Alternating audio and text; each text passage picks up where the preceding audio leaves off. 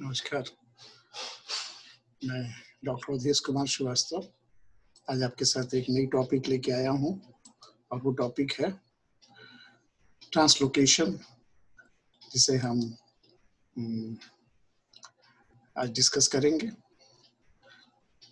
तो आइए सबसे पहले हम समझें कि ट्रांसलोकेशन होता क्या है। तो म्यूटेशन, जिसे हम उत्परिवर्तन भी कहते हैं, ये क्रोमोसोम का जो म्यूटेशन है वह किसी भी तरह उसमें स्ट्रक्चरल उनके जो चेंज आते हैं उनके अरेंजमेंट में, उसी को हम क्रोमोसोम का म्यूटेशन कहते हैं। इसके अलावा जीन म्यूटेशन, जो पॉइंट म्यूटेशन नाइट्रोजनस बेस के अंदर हुआ करता है, एक पॉइंट पर होता है, लेकिन यहाँ क्रोमोसोम की संरचना में किसी तरह की परिवर्तन आ जाए तो उसे हम क्रोमोसोमल म्यूटेशन कहा करते हैं। तो आइए हम लोग बात करते हैं कि क्रोमोसोमल म्यूटेशन एक्चुअली है क्या। तो यह 4 प्रकार से होता है: डिलीशन, डुप्लीकेशन, ट्रांसलोकेशन और इन्वर्शन। डिलीशन का मतलब कोई क्रोमोसोम का सेगमेंट कट के हट जाए। डुप्लीकेशन मतलब कोई सीक्वेंस जीन जो है उनके बार बार रिपीट हो। और ट्रांसलोकेशन, जो आज हमारा विषय है, movement of chromosome segment non homologous chromosome gene from one linkage group to another. अर्थात यूं भी कह सकते हैं कि exchange of genetic material between two non sister chromatid of a non homologous chromosome. क्योंकि क्रॉसिंग ओवर में होमोलोगस क्रोमोसोम के नॉन सिस्टर क्रोमेटिड में एक्सचेंज होता है। और अगला है इन्वर्सन, जिसमें कोई क्रोमोसोम का सेगमेंट 180 डिग्री पे घूम जाए। तो ये हम लोग क्रोमोसोमल एब्रेशंस के नाम से भी इसको जानते हैं। तो आज हमारा मुख्य जो बात होगा वो ट्रांसलोकेशन पे चलेगा, क्योंकि ये जो एब्रेशन है या ट्रांसलोकेशन है, ये कई प्रकार के फिजिकल एजेंट या केमिकल म्यूटाजेन जैसे नाइट्रस एसिड वगैरह जो होते हैं, ये स्पॉन्टेनियस अनइक्वल क्रॉसिंग ओवर के कारण भी हुआ करता है। और ट्रांसलोकेशन कई बार ग्रोइंग प्लांट में कैल्शियम की जब कमी हो जाती है मीडिया में, ये नीलैन एंड फिलिप्स का कहना था 1957 में। इसके अलावा ट्रांसलोकेशन को हम ऑक्सीजन अप्लाई करके हाई एटमॉस्फेयर प्रेशर पर भी ले आते हैं। इसको क्रोनेस्टैड और उनके सहकर्मियों ने 1959 में, और मोस्केन और डैमन ने और उनके सहकर्मियों ने 1959, मतलब आप देख रहे हैं 57 से 59 में काफी काम हुए हैं इसके ऊपर। जबकि ट्रांसलोकेशन जो है वो सर्टेन इंटर स्पेसिफिक क्रॉसेस के कारण भी हो सकता है। और ये सर्टेन इंटर स्पेसिफिक क्रॉस के कारण हम क्रोमोसोमल रीअरेंजमेंट जब होती है तो इसमें इंटर स्पेसिफिक हाइब्रिड्स के रूप में भी इसको हम देखते हैं। तो ये कुछ विशेष कारण है जिसके कारण ये होता है। और कई बार जेनेटिकली कंट्रोल्ड जो ब्रेकेज और क्रोमोसोम जो प्रोड्यूस करते हैं ट्रांसलोकेशन, जिसको हम आज के हमारे जो सिलेबस है कि डीसीएसी सिस्टम जो मेज में पाया गया है। और 1914 में बेलिंग ने 50% पॉलन के एबॉर्शन और 50% बीजों का बनना फ्लोरिडा वेलवेट बीन में देखा था, जिसके कारण वहां सेमी स्टेरिलिटी जैसी चीजें आई थी। 1924 में बेलिंग और ब्लैकेस्ली ने धतूरा स्ट्रोमोनियम पे काम किया था और उन्होंने नॉन होमोलोगस क्रोमोसोम के बीच में एक्सचेंज होते हुए देखा था। क्योंकि अभी तक हम क्रॉसिंग ओवर में होमोलोगस क्रोमोसोम के बीच में ही एक्सचेंज पा रहे थे, और ये पहली कंडीशन थी जो बेलिंग और ब्लैकेस्ली 1924 में देखे थे। इसके अलावा ब्रीडिंग बिहेवियर सेमी स्टेरिलिटी में स्टेजोबोलियम डिरेंजियनम में 1925 में फिर बेलिंग ने दिया था, और इसमें सेगमेंटल इंटरचेंज होता है नॉन होमोलोगस के बीच में। तो नॉन होमोलोगस जो वर्ड आने लगा, मतलब एक क्रोमोसोम में नहीं बल्कि 23 जोड़े जो मनुष्यों में क्रोमोसोम होते हैं, तो किसी के बीच में ये घटनाएं घट सकती थी। मेज के ऊपर काम करते हुए ब्रिंक ने 1930 में 4 क्रोमोसोम का उन्होंने सेट देखा था, और जिसके बेसिस पे इन्होंने इसको 1927 में और 1930 में ब्रह्मम ने ये सेमी स्टेराइल प्लांट के बारे में मेज में बताया था। बारबरा मैकक्लिंटॉक ट्रांसलोकेशन हेटेरोजाइगस के बारे में, क्रॉस शिफ्ट कॉन्फ़िगरेशन के बारे में बताई है पैकेटिंग में। इसके अलावा ड्रोसोफिला में सबसे पहला जो ट्रांसलोकेशन की घटना थी वो घटी, और वह जो घटी वो एक्स क्रोमोजोम और वाई क्रोमोजोम के बीच में स्टर्न ने 1926 ईस्वी में बताया था इसके बारे में। इसके अलावा सर्टेन जीन जो है जो क्रोमोजोम के ब्रेक को और ट्रांसलोकेशन को प्रोड्यूस करते हैं, ये भी रिपोर्ट आई, और क्रोमोजोम ब्रेकेज को देखा गया कुछ विशेष केसेस में, और मेज में क्रोमोजोम जो है वो AI ऑफ मियोसिस में स्टिकीनेस और एबरेशन के कारण पाया गया। स्टिकनेस मतलब क्रोमोसोम का मोटा हो जाना, और उसके कारण भी एबरेशन होता है। अब हमारा जो पहला टॉपिक था ट्रांसलोकेशन में, DSAC सिस्टम, इसको मैकक्लिंटॉक ने 1950 में स्ट्रक्चरल चेंज के बारे में बताया था। इनका ये कहना था कि इंटरलॉकिंग होता है बाइवेलेंट में, और खास करके ट्राइडेस्केंसिया जैसी चीजों में, और उसके कारण कई तरह का एबरेशन डेवलप हो सकता है। और कई तरह के फिजिकल और केमिकल म्यूटाजेन थे जो प्लांट और एनिमल में ट्रांसलोकेशन को इंड्यूस किए हैं, और इसमें सबसे बड़ी चीज है कि कोई क्रोमोसोम का टूटना और पुनः उनका जुड़ जाना। तो तोड़ने के लिए हम जैसा जानते हैं एंडोन्यूक्लिएज, और जोड़ने के लिए लाइगेज एंजाइम भी काम करेंगे। तो ऐसा एक्सचेंज मॉडल पर लोगों ने क्रोमोसोमल ट्रांसलोकेशन या क्रोमेटिड ट्रांसलोकेशन के बारे में चर्चा की। तो आज हम चर्चा करेंगे जब ट्रांसलोकेशन में, तो ट्रांसलोकेशन को हम कैसे आइडेंटिफाई करें। तो हम कहते हैं on the basis of translocated segment, जो सेम होमोलोगस पर भी प्रेजेंट हो सकता है और नॉन होमोलोगस पर भी प्रेजेंट हो सकता है, और कितने बार वो टूट रहा है इसके ऊपर ये डिपेंड करता है ट्रांसलोकेशन। तो सबसे पहले आइए, जो हम लोग क्लासिफिकेशन देख रहे थे कि सेम और डिफरेंट क्रोमोसोम, तो जैसे इंट्रा क्रोमोसोमल जो इंटरनल ट्रांसलोकेशन और शिफ्ट होगा। इंट्रा क्रोमोसोमल कहने का मतलब ये हुआ कि क्रोमोसोम कॉमन है और उसी क्रोमोसोम में एक सेगमेंट से ये कहीं दूसरी जगह चले जाएंगे, तो इसको हम लोग इंट्रा क्रोमोसोमल भी कह सकते हैं। जैसे ये चित्र में हम लोग गौर से देखें तो हम देखते हैं कि यह जो चित्र है, यहाँ पे ध्यान से देखा जाए कि ये 4 प्रकार की कंडीशंस है, और पहला जो क्रोमोसोम है उसमें ABCDF करके है सीक्वेंस। आप यहाँ जरा देखिए, एक कट यहाँ पे हो रहा है, एक कट यहाँ पे हो रहा है, एक कट यहाँ पे हो रहा है, तो A और B तो यथावत रह गया, और ये E के दोनों साइड में कट हुआ है, और CD यहां से इस जगह से निकल के E के बगल में आ जाएगा। तो क्रम क्या होगा, A B फिर E फिर CD और F यथावत रह गया। तो यह एक कंडीशन हो सकती है। इसके अलावा हम दूसरे केस में और आए कि यहाँ A B C D E F सामान्य क्रम है, ये CD यहां से कट के A और बीच के जो कट है वहां पे आ रहा है, और ये CD इधर आ रहा है। इसका मतलब कि इस जगह पे सेंट्रोमेयर के अंदर ही, ये सेंट्रोमेयर से इधर का क्षेत्र था, और यहाँ पे लोग सेंट्रोमेयर को शिफ्ट कर जा रहे हैं। A के बीच में ये CD आ गया, उसके बाद B, फिर सेंट्रोमेयर, और उसके बाद EF रह गया।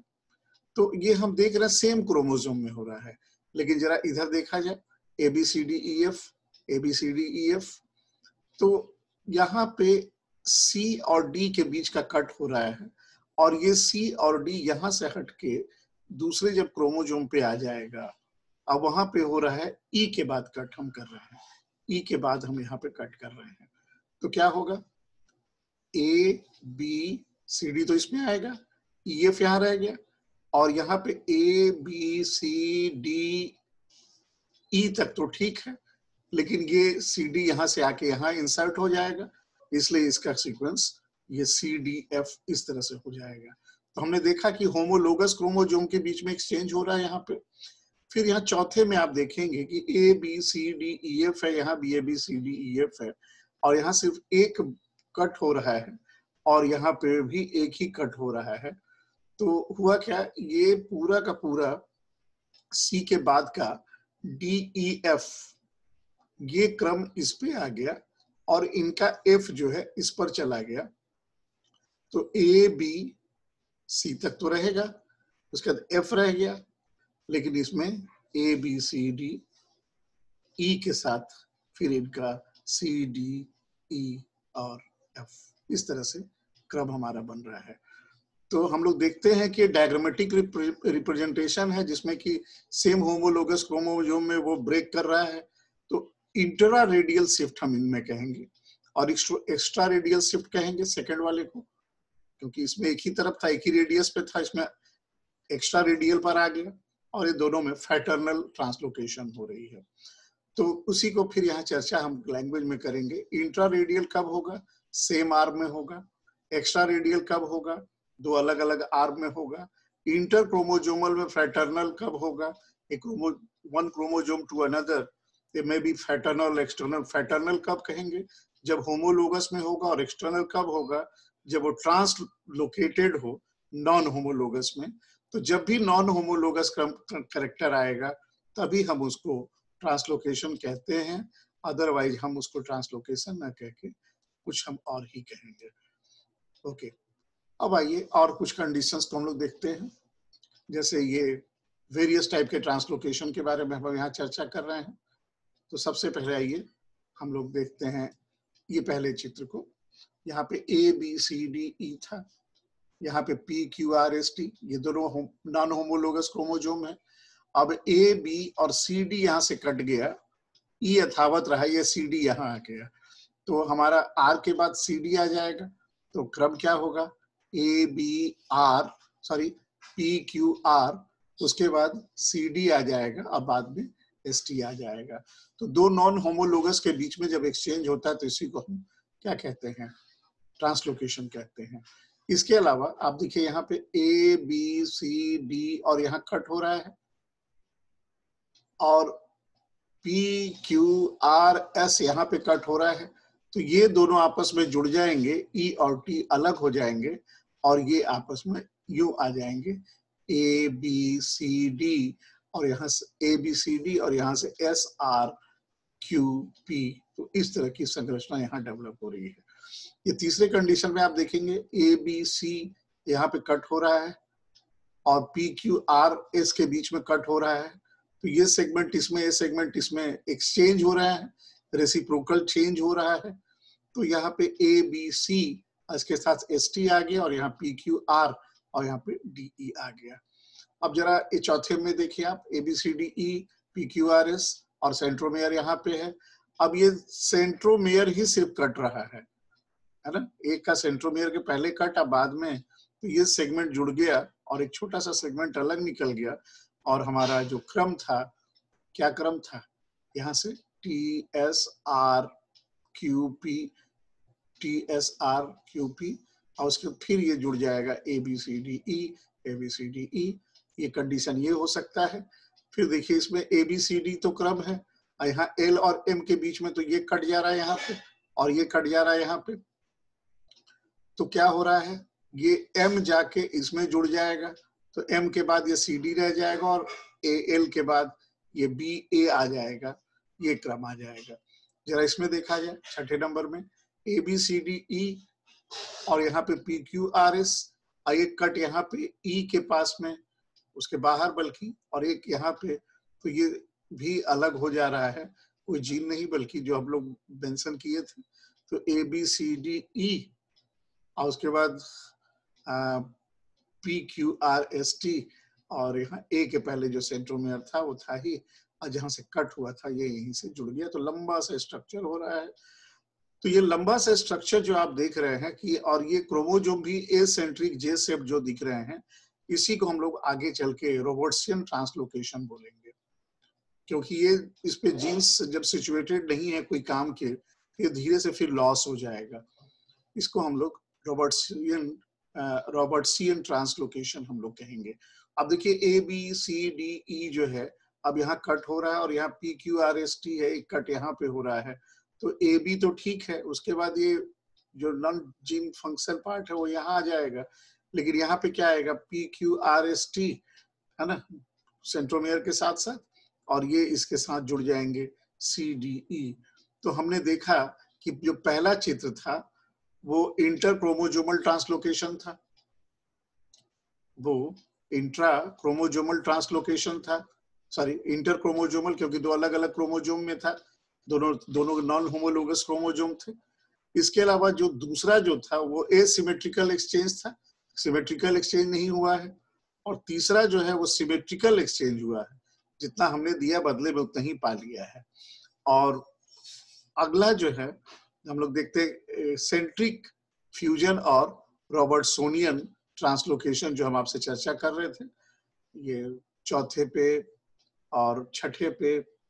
तो ये पांचवा नंबर जो है वो डिसोसिएशन और छठा सातवां टेंडम फ्यूजन के नाम से जाना जाता है। तो इंटर क्रोमोजोमल ट्रांसलोकेशन जो है उनको हम बांट रहे हैं। सबसे पहले हम क्या ले रहे हैं, ट्रांसपोजिशन ले रहे हैं। इसमें क्रोमोजोम का सेगमेंट एक क्रोमोजोम से दूसरे क्रोमोजोम पर जब जाता है तो उसको ट्रांसपोजिशन कहते हैं, और इसको हम दो भागों में बांट रहे हैं। एक है इंटरकैलेशन और इंसर्शन, या इंसर्शनल ट्रांसलोकेशन भी बोलते हैं। इसमें कहीं बीच में इंटरकैलरी पोजीशन पर जाके वो जुड़ जाएंगे, और जब किनारे जुड़ेंगे तो उसको हम टर्मिनल ट्रांसपोजिशंस कहते हैं। The segment attached to the chromosomal end. However, terminal translocation is not possible as long as telomere, क्योंकि टेलोमेयर हमेशा बचाता है उनको, टूटने नहीं देता है, इसलिए टर्मिनल ट्रांसलोकेशन तभी होगा जब हम वहां पे टेलोमेयर को या ट्रांसलोकेटेड हम वहां पे लेके आए, तभी ऐसा होता है। अब ये रेसिप्रोकल या इंटरचेंज, मतलब हमने किसी को कुछ दिया, बदले में उनसे उतना प्राप्त भी कर लिया। एक्सचेंज सेगमेंट हो दो से अधिक नॉन होमोलोगस क्रोमोसोम के बीच में, इसको हम रेसिप्रोकल ट्रांसलोकेशन या इंटरचेंज कहते हैं। ये दो प्रकार का होता है, एसिमेट्रिक या एनयूसेंट्रिक, और सिमेट्रिकल या यूसेंट्रिक। अब पहला है कि एसिमेट्रिकल या एनयूसेंट्रिक क्या होगा। आफ्टर द ब्रेक जो ब्रोकन एसेंट्रिक सेंट्रोमेयर सेगमेंट होंगे वो ट्रांसलोकेटेड एसेंट्रिक क्रोमोसोम की तरह हो जाएंगे, और दो जो क्रोमोसोम बनेंगे उनके सेंट्रोमेयर आपस में फ्यूज करके एक ट्रांसलोकेटेड क्रोमोसोम का दो सेंट्रोमेयर, अब ये डाइसेंट्रिक रहेगा। तो डाइसेंट्रिक होने से क्या फायदा होगा, ये ब्रिज का निर्माण करेंगे एनाफेज में, क्योंकि दोनों अपोजिट पोल पर सेंट्रोमेयर जाते हैं।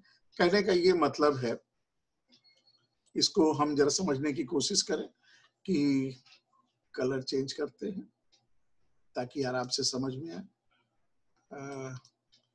यस, एक कलर ये ले लेते हैं। जैसे मान लीजिए हम लोग कोई क्रोमोसोम लेते हैं, और ये मान लीजिए क्रोमोसोम है ना, और इसमें एक सेंट्रोमेयर है, लेकिन एक सेंट्रोमेयर मान लीजिए और यहाँ पे आ गया, और ये इसके साथ एक भुजा लगी है। तो जब कभी भी एनाफेज में ये आएंगे तो ए सेंट्रोमेयर और ये सेंट्रोमेयर, दोनों सेंट्रोमेयर अपोजिट पोल पर चले जाएंगे। तो दो पैरेलल ध्रुव के बीच में ये इस तरह से हम देख रहे हैं कि ये दोनों ध्रुव हो गए, और बीच में एक ब्रिज का निर्माण है।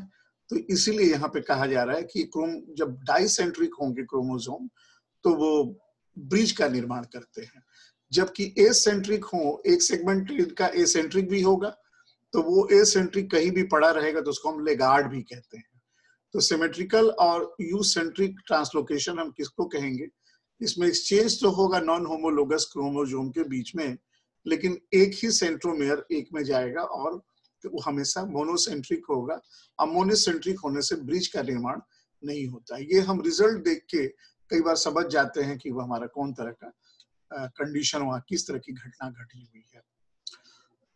अब आइए हम लोग जब चर्चा कर रहे थे तो एक और अच्छी सी चर्चा करें कि जो हमारा क्लासिफिकेशन जो था वो नंबर ऑफ ब्रेक के ऊपर डिपेंड करता है, सिंपल होगा तो एक ब्रेक होगा, रेसिप्रोकल होगा तो 2 ब्रेक होगा, शिफ्ट होगा तो 3 ब्रेक होगा और 3 से ज्यादा होने से कॉम्प्लेक्स बोलते हैं। आइए अगले चित्र में हम लोग देखें। इसको जिस वैज्ञानिक ने बांटा था उनका नाम है सुल्ज और सैफर 1980 ईस्वी में। इन्होंने क्या कहा, सिंपल ट्रांसलोकेशन। इस सिंपल ट्रांसलोकेशन में जो सेगमेंट है किसी भी क्रोमोसोम का, जो सेगमेंट है, तो वह सेगमेंट अटैच होगा किसके, नॉन होमोलोगस क्रोमोसोम में। क्योंकि पेंटर और मूलर ने इस टाइप के ट्रांसलोकेशन को ड्रोसोफिला में बताया था, जिसके कारण जो टेलोमियर की स्टेबिलिटी रहती है वो इंटैक्ट होती है। और इस तरह से सिंपल ट्रांसलोकेशन, या तो हम उसको रेसिप्रोकल भी कह सकते हैं, और टेलोमियर और एक क्रोमोसोम में वो पाया जा सकता है। तो इसके कारण जब रेसिप्रोकल ट्रांसलोकेशन होगा तो टेलोमेयर रीजन वहां पे डिलीट हो जाती है। दूसरा है जिसको हम लोग रेसिप्रोकल ट्रांसलोकेशन या इंटरचेंज कह रहे हैं। ये तो आपको बिल्कुल समझ में आ रहा है कि यहाँ पे सिर्फ देने की बात थी, और यहाँ पे क्या होगा कि दो नॉन होमोलोगस क्रोमोसोम के बीच में एक्सचेंज तो होगा, और वह एक्सचेंज में रेसिप्रोकल होने के कारण वो कई तरह से और आगे हम लोग कंडीशन देगा, जिसपे हम लोग थोड़ी देर में चर्चा करेंगे। नेक्स्ट होता है शिफ्ट टाइप ट्रांसलोकेशन, जिसको ट्रांसपोजिशन भी बोलते हैं। तो इसमें एक ब्रोकन खंड कहीं दूसरी जगह इंटरकैलरी पोजीशन पे दे देंगे, और कॉम्प्लेक्स में तो क्या क्या होगा वो अपना होता रहेगा। इसलिए ये नेचर में अपने आप होते रहता है, और इसमें मोर देन 3 ब्रेक्स भी पाए जाते हैं। तो ये कटिंग के आधार पर हम लोगों ने इसको 4 तरह से विभाजित किया। अब आइए कौन सा क्रोमोजोम इसमें इन्वॉल्व हो रहा है, इंटर क्रोमोजोमल शिफ्ट है कि इंट्रा क्रोमोजोमल शिफ्ट है। 2 प्रकार की शिफ्टिंग की बात हो रही है। अगर सेम क्रोमोजोम हो तो सेम आर्म में हो रहा है कि डिफरेंट आर्म में हो रहा है, और अगर इंटर क्रोमोजोमल है तो वो इंटर कैलरी पोजिशन पे लग रहा है या कहाँ लग रहा है, ये सारी बातों को हम लोग ध्यान से समझने की कोशिश कर रहे थे। तो अब जब कभी भी ट्रांसलोकेशन होगा तो उसका फेनोटाइप में क्या इफेक्ट होगा, ये दिखता है फेनोटाइप इफेक्ट, लेकिन कई बार अगर डीएनए में डैमेज हो जाए तो वो रिसेसिव म्यूटेशन भी एराइज कर जाते हैं। क्योंकि म्यूटेशन अक्सर रिसेसिव होते हैं, और तो यहाँ पे उनका होमोलोगस अगर गायब हो जाएगा तो रिसेसिव तो सेमी या हेमीजाइगस कंडीशन होने से अपीयर हो जाएंगे। तो खास करके ट्रांसलोकेशन कई बार इसीलिए रिसेसिव लीथल के नाम से हम इसको बुलाया करते हैं, और कई बार उनकी पोजीशन स्पष्ट होती है हर कैरेक्टर का, इसलिए पोजीशन इफेक्ट जैसी चीजें भी हम कह सकते हैं, खास करके ड्रोसोफिला और ओनोथेरा लेमार्कियाना, जिसको इवनिंग प्रिमरोज भी हम कहते हैं। काफी इसमें रिसर्चेज भी हुई थी। तो ये था हमारा इंट्रोडक्शन पार्ट, जो कि अब हम आ रहे हैं अपने मेन टॉपिक पे। जो हमारा मेन टॉपिक है कि होल आर्म ट्रांसलोकेशन की बात हम कर रहे थे। तो होल आर्म ट्रांसलोकेशन में, होल आर्म ट्रांसफर में क्या होता है, ये एक स्पेशल टाइप का ट्रांसलोकेशन होता है जिसमें कि क्रोमोसोम की आर्म या भुजाएं आपस में इंटरचेंज की जाती हैं। तो अब जैसे मान लीजिए सेंट्रिक फ्यूजन और रॉबर्टसोनियन ट्रांसलोकेशन की हम बात कर रहे थे, जो हमारे सिलेबस में बिल्कुल क्लियरली मेंशन्ड है। तो इसमें लॉन्ग आर्म 2 एक्रोसेंट्रिक क्रोमोसोम के फ्यूज कर जाते हैं। एक्रोसेंट्रिक कहने का मतलब ये हुआ कि क्रोमोसोम को जैसे हम 4 तरह से बांटते हैं, मेटासेंट्रिक, सब मेटासेंट्रिक, टेलोसेंट्रिक और एक्रोसेंट्रिक, जो एक जे शेप्ड स्ट्रक्चर बनते हैं। तो इसमें जो दोनों जो छोटे आर्म हैं वो फ्यूज कर जाते हैं और बहुत छोटा सा आर्म बनाते हैं, जबकि दोनों बड़ी भुजाएं एक बेटा सेंट्रिक क्रोमोसोम की तरह की निर्माण यहाँ पे किया करती है। डिसोसिएशन क्या होगा, अगर 2 मेटासेंट्रिक क्रोमोसोम है और दोनों की लंबी भुजाएं और छोटी भुजाएं इस तरह से दिखे तो उसको हम लोग डिसोसिएशन कहेंगे। अटेंडम मतलब तो आप समझ ही रहे हैं कि जब ब्रेक एक क्रोमोसोम में हो, नियर द सेंट्रोमियर हो, और इस तरह से जब कोई ब्रेक होता है, उनका रियूनियन जब होगा तो उसको हम टेंडम फ्यूजन भी बोलते हैं। तो अगर कोई मेटासेंट्रिक क्रोमोसोम हो तो उनमें इंटरचेंज एक्रोसेंट्रिक क्रोमोसोम की तरह और कई लंबे और कई बार छोटे में भी ये चीजें होती हैं। जैसे आप यहाँ देखिए, ये हमारे साथ एक बड़ा अच्छा सा चित्र है आपके पास, और आप देख भी रहे हैं यहाँ पे कि ये क्रोमोसोम है A B C D E F G H. तो नॉन रेसिप्रोकल हम कब कहेंगे?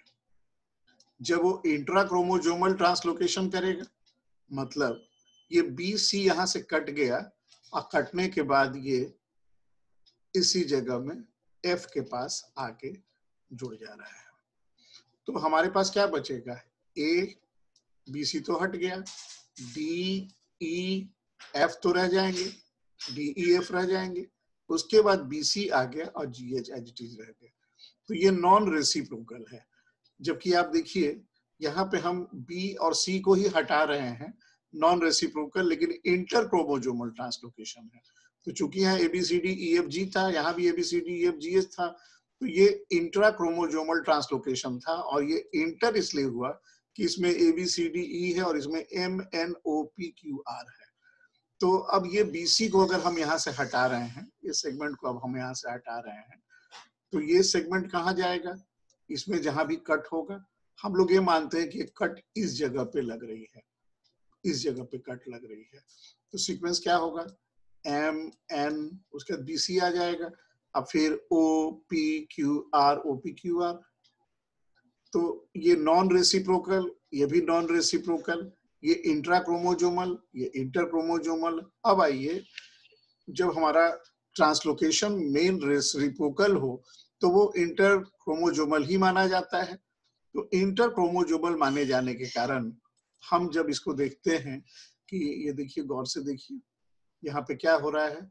ये ए और बी दो भुजाएं, ABCDEFGH हमेशा की तरह सामान्य भुजा है, और यहाँ पे MNOPQR है। तो अब ये कट के ये इसमें जा रहा है और ये इसमें आ रहा है, दोनों आपस में अदला बदली जीन का कर रहे हैं। तो हमारे पास MNOCDEFGH, MNOCDEF आ गया। और जब ये इस पे आ जाएगा तो ये क्रम हो जाएगा AB, और उसके बाद जो बचे रह गए यहाँ पे PQR, क्योंकि ये यहाँ आया, ये यहाँ आया, इसलिए रेसिप्रोकल इंटर क्रोमोसोमल ट्रांसलोकेशन की बात हम कर रहे थे। ओके, अब देखिए, जैसे नॉर्मल क्रोमोसोम है, ये जो दो को हम लोग इस कलर से और दो को हम लोग कॉफी कलर से बताने की कोशिश कर रहे हैं। तो अब इनमें ये 1 नंबर या 2 नंबर हमने इनको दिया है नॉर्मल कंडीशन में। अब जरा ध्यान से देखा जाए कि इसमें हो क्या रहा है।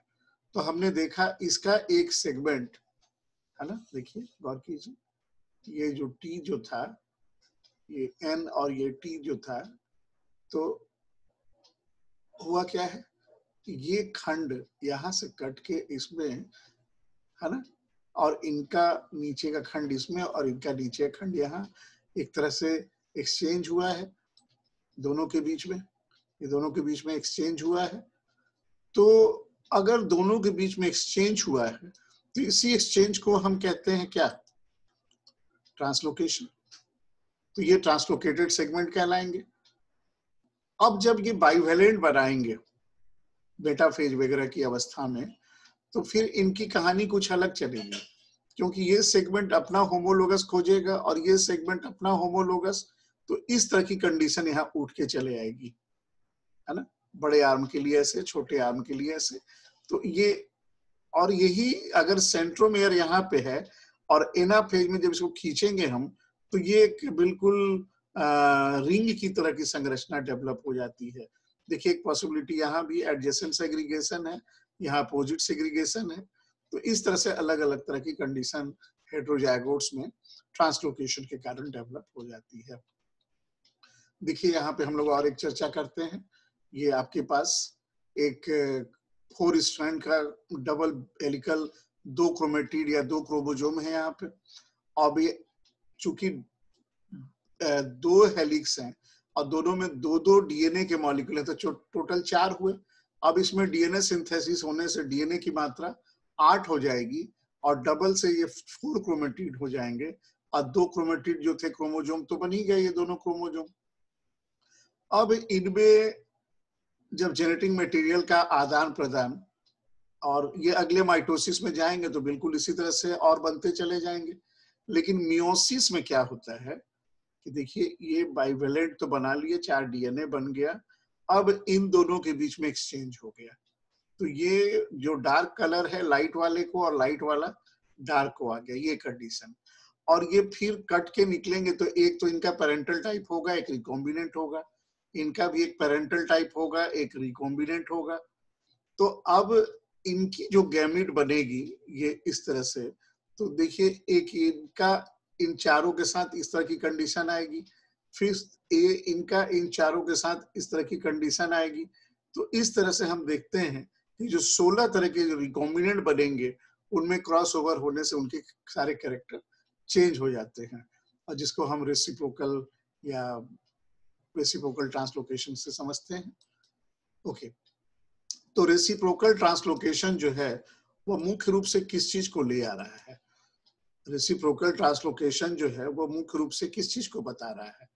वो बता रहा है कि नॉन होमोलोगस क्रोमोसोम के 2 नॉन सिस्टर क्रोमेटिड के बीच में एक्सचेंज हुआ है। जैसे हम मनुष्यों में कई बार इस तरह की प्रॉब्लम आती है, तो एलाजिल सिंड्रोम नामक एक बीमारी जो कि हार्ट, लीवर और किडनी को प्रभावित करती है, और इसमें क्रोमोसोम 2 और 20 के बीच में रेसिप्रोकल ट्रांसलोकेशन होता है। मतलब जितना 2 नंबर 20 को देगा, साथ ही साथ 20 से भी 2 नंबर उतना ही पाएगा। और वही मैं कह रहा था कि ये क्रोमोसोम है, जबकि ये एनाफेज पे खींचे जाएंगे तो रिंग लाइक स्ट्रक्चर में आएंगे। ये रियोडिस कलर और ट्राइडेस्केंसिया जैसे पौधों में इस तरह की कंडीशन देखी गई है। खैर देखिए, और इसको डिटेल हम देखते हैं। ये ए बी है, ये ए एल है, ये बी एम है, ये तो एल एल के सामने, एम एम के सामने, बी बी के सामने, ए के सामने। अब ये जो स्पिंडल फाइबर जब इनको खींचेंगे तो रिंग लाइक इस तरह की अरेंजमेंट या फिर इस तरह की अरेंजमेंट आएंगे। सेम यहाँ पे और भी कंडीशंस पे हम चर्चा कर रहे हैं, तो इनके अरेंजमेंट वही रिंग लाइक स्ट्रक्चर आ जाते हैं जो रियोडिस कलर आदि में हम लोग पाते हैं। खैर मैं समझता हूँ यहाँ तक तो हम लोग बहुत अच्छी तरह से आए हैं। अब हम लोग जो हमारा मुख्य बात था रॉबर्टसोनियन ट्रांसलोकेशन, जिसको शॉर्टकट में हम ROB भी कहते हैं। R का मतलब रॉबर्ट, ओनियन के लिए O लगा दिया गया, और ट्रांसलोकेशन तो रॉबर्टसियन या रॉब शॉर्टकट में इसको ले लीजिए, रॉब। तो ये रॉब के नाम से हम इसको शॉर्टकट में रॉबर्टसियन ट्रांसलोकेशन भी बोला करते हैं, क्योंकि ये मुख्य हमारा रॉब जो है यहाँ पे आ रहा है। तो एक अमेरिकन जूलॉजिस्ट थे जो साइटोजेनेटिसिस्ट भी थे, जो साइटोलॉजी के विद्वान, उनको साइटोलॉजिस्ट न कह के और जेनेटिक्स दोनों अगर उनको आता हो तो साइटोजेनेटिसिस्ट हम लोग कहते हैं। विलियम री बार्बर रॉबर्टसन। अब चूंकि वैज्ञानिक का नाम ही रॉबर्टसन था, तो एडजेक्टिव बनाने के लिए रॉबर्टसन तक तो ठीक है, IAN हम लगा के रॉबर्टसोनियन ट्रांसलोकेशन ये नाम दिया गया। और इन्होंने सबसे पहले ग्रास हॉफर, जो ग्रास हॉफर होते हैं उनमें सबसे पहले इसके बारे में चर्चा किया था, होल आर्म ट्रांसलोकेशन या सेंट्रीफ्यूजन ट्रांसलोकेशन के बारे में। तो रॉबर्टसोनियन ट्रांसलोकेशन जो है वो एक तरह का एबनॉर्मलिटी है क्रोमोसोम में, जिसके कारण कहीं का क्रोमोसोम कहीं जाके चिपक जाता है। लेकिन एक बहुत इंपॉर्टेंट यहाँ पे बात आती है कि जहां कहीं भी रॉबर्टसोनियन ट्रांसलोकेशन होता है, जहां कहीं भी रॉबर्टसोनियन ट्रांसलोकेशन होता है, तो 1000 में एक बच्चे को, है ना, ये इफेक्ट करता है, बहुत कॉमन नहीं है। और कई बार वो डेथ डिफिकल्टी भी उसमें आ जाती है, खास करके डाउन सिंड्रोम जो 21वें नंबर क्रोमोसोम में एक एक्स्ट्रा क्रोमोसोम आने से होता है, और पटाउ सिंड्रोम जो 13वें नंबर क्रोमोसोम पे एक ट्राइसोमी हो या एक्स्ट्रा क्रोमोसोम आने से। तो हम लोग देखते हैं कि जब कभी भी इस तरह की कंडीशन आती है तो ट्रांसलोकेशन के कारण क्रोमोसोम का एक नंबर कम हो जाता है। तो मैंने आपसे चर्चा किया था कि वो क्रोमोसोम एसेंट्रिक रहता है, छोटा जो खंड रहता है वो धीरे धीरे नॉन इसेंशियल जीन रहने के कारण वो धीरे से सेल अगले डिवीजनों में उनको गायब कर देते हैं। तो क्रोमोसोम 13 और क्रोमोसोम 14 ये सबसे कॉमन होते हैं जहां पे मनुष्यों में रॉबर्टसोनियन ट्रांसलोकेशन की घटनाएं घटती हैं। लेकिन 13, 21, 14, 21, 15, 21, 22 इन सारे क्रोमोसोम के बीच में भी ये इस तरह की घटनाएं घट सकती हैं। ट्रांसलोकेशन तो हुआ, अगर 13 के क्रोमोसोम 13 में अगर करते तो हम क्रॉसिंग ओवर बोलते, 14 का 14 में होता तो क्रॉसिंग ओवर बोलते। तो दो अलग अलग यानी नॉन होमोलोगस क्रोमोसोम के नॉन सिस्टर क्रोमेटिड के बीच में एक्सचेंज हो रहा है। तो रॉबर्टसोनियन ट्रांसलोकेशन हमारे जो ह्यूमन क्रोमोसोम में ये 5 जोड़े पर पाया जाता है, 13, 14, 15, 21 और 22, 13, 14, 15, 21 एंड 22 पर। ये थोड़े से बड़े और थोड़े छोटे आर्म होते हैं जिनको कि हम लोग एक्रोसेंट्रिक बोलते हैं। तो इसमें सेंट्रोमेयर के पास अगर कट जाए और लॉन्ग आर्म अगर फ्यूज हो जाए, एक बड़ा सा क्रोमोसोम सिंगल सेंट्रोमेयर के साथ बने, सेंट्रोमेयर भी सिंगल चाहिए, आर्म भी लंबा चाहिए, और एक खास करके जो एक्रोसेंट्रिक क्रोमोसोम जो है इनकी जो सेट है उसमें हम इस तरह की घटनाओं को पाते हैं। आप कहेंगे कि शॉर्ट आर्म तो शॉर्ट आर्म से जुड़ेगा और ये टिपिकली नॉन इसेंशियल जीन रहते हैं, इसीलिए कुछ सेल डिवीजन में ये नष्ट हो जाते हैं। तो हम इस तरह की चीजों को कब देखें, कहाँ देखें? तो साइटोलॉजी के सेल से हम इस तरह के क्रोमोसोम को पहचान लेते हैं कि 22 और 23 पेयर में अगर कहीं हो रहा है और ये लॉस होने की बात है तो हम इसको पहचान जाते हैं। अब जैसे देखिए यहाँ पे ब्रेक हो रही है और ब्रेक होने से ये 21 और 14 के बीच में ब्रेक होने से ये जो छोटा वाला जो सेगमेंट था, ये छोटा वाला सेगमेंट ये लॉस कर जा रहा है, ये यथावत रहा और ये बड़ा क्रोमोसोम बन रहा है। तो ये रॉबर्टसोनियन ट्रांसलोकेशन का ये कैरियर बना। और जब इनकी पेयरिंग होगी तो देखिए होमोलोगस क्रोमोसोम सामने सामने आ जाएंगे और ये एक नॉन होमोलोगस की तरह इस तरह से निकल के आ जाएगा। तो जो फाइनल इनकी स्ट्रक्चर होगी तो एक संभावना इस तरह की होने की हो रही है और एक संभावना ऐसे की होने की हो रही है, और इनमें ये सेगमेंट आ सकता है, इनमें ये सेगमेंट आ सकता है, और ये तो एक सेगमेंट को हम लॉस कर दे रहे थे इसलिए उसके आने की चांसेस नहीं है। तो जब ये नॉर्मल के साथ इनकी मेटिंग होती है तो फिर वो down syndrome, translocation carrier, normal या लीथल इसलिए कि उसमें हमारा एक क्रोमोसोम का सेट नहीं आ पाया। ये ट्रांसलोकेशन का कैरियर यही कहलाएगा क्योंकि इसमें ये आपका एक लंबे से क्रोमोसोम को आप प्राप्त कर रहे हैं, तो इसलिए ये बड़ा अच्छा सा नॉर्मल प्रोजेराइटर जो है वो किस तरह से कैरियर और लीथल और डाउन सिंड्रोम के ग्राही हो सकते हैं। तो क्या सिम्टम है रॉबर्टसोनियन ट्रांसलोकेशन का? इसमें डीएनए का स्ट्रैंड टूटने लगता है जिसके कारण कई बार जो नॉर्मल जेनेटिक इंफॉर्मेशन है वो रहती है। इसलिए इस कंडीशन में कई बार ऐसा भी होता है कि जब सारा कुछ नॉर्मल चल रहा है तो लोगों को पता भी नहीं लगता है कि वो रॉबर्टसोनियन ट्रांसलोकेशन जैसी घटना से ग्रस्त हैं। लेकिन उनको प्रॉब्लम कब आती है? जब वो कैरियर रहते हैं। तो जब क्योंकि ऐसी पॉसिबिलिटी है कि एक एक्स्ट्रा क्रोमोसोम उनके बच्चे में जा सके तो उस समय उनकी घटनाएं बच्चे के कारण यहाँ पे प्रॉब्लम आती है। तो मल्टीपल मिसकैरेज या प्रेगनेंसी में दिक्कत आना ये सब बड़ा कॉमन चीज होता है। और कई बार फोर्टिस जो ट्राइजोमी अदर जेनेटिक एबनॉर्मलिटी से भी ग्रस्त हो सकता है अगर पार्टनर को इस तरह के ट्रांसलोकेशन की चीजें की प्रॉब्लम आ रही है। पार्टनर कहने का मतलब वाइफ हस्बैंड में किसी एक को हम कह सकते हैं। तो इस तरह से हमने देखा कि ट्रांसलोकेशन जो दो नॉन होमोलोगस क्रोमोसोम के बीच में नहीं बल्कि दो नॉन होमोलोगस क्रोमोसोम के नॉन सिस्टर क्रोमेटिड के बीच में होता था। तो जो नॉर्मल ब्रेक और एक्सचेंज हो रहा था वो उसको तो हम लोग समझ ही रहे थे, लेकिन हम ये भी चर्चा आपसे कर रहे थे कि अगर वो एक्रोसेंट्रिक में एक बड़े क्रोमोसोम को लेके करें तो उसे हम रॉबर्ट्सोनियन ट्रांसलोकेशन कहते हैं। मुझे उम्मीद है आपको ये टॉपिक बड़ा आसानी से समझ में आया होगा और फिर अगले टॉपिक के साथ आपके साथ मिलेंगे। नमस्कार।